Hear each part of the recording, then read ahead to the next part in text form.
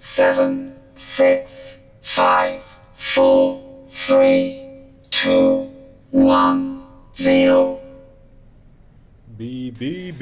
Welcome to my stream. Another day, another toys.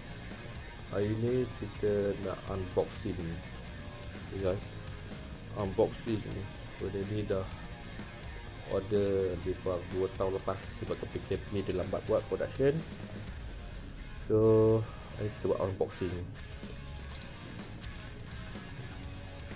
It's not a toy, but boleh lah, nak kata toy, boleh kata toy. Nak kata stuff juga. Good stuff, tapi semuanya dah outdated sikit lah untuk zaman PKP kita ni.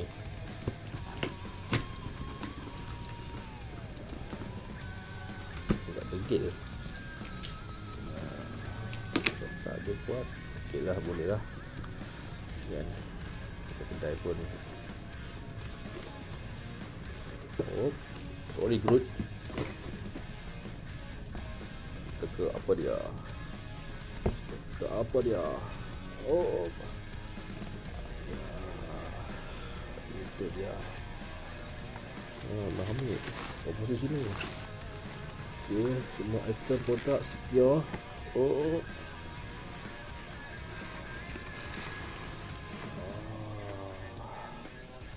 This one. What?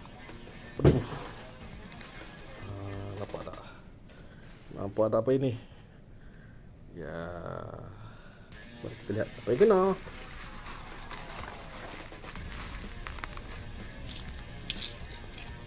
Okay dah.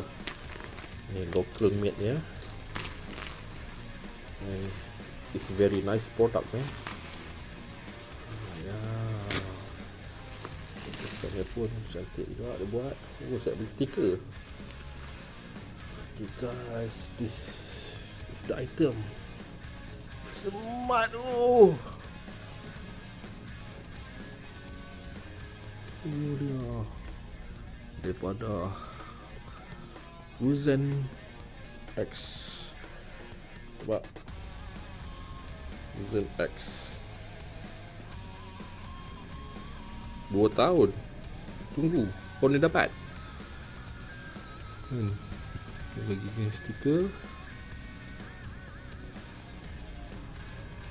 kan, Science Edition font Halfmask. Ada selang sikit. Ada stiker lagi. Ada 2 stiker lagi. Terbalik. Sorry.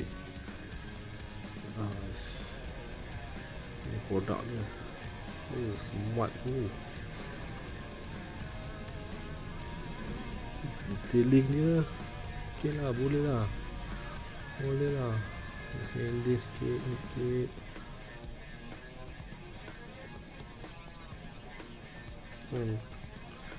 Info sikit. Ini kena tekan sikit lah, biasalah. Dia ada tempat ngikat dia ni.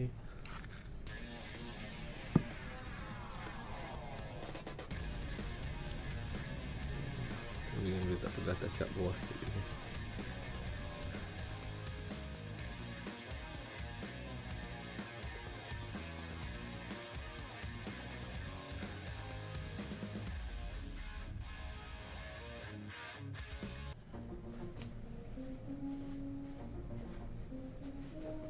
Guys, okay, nampak tak?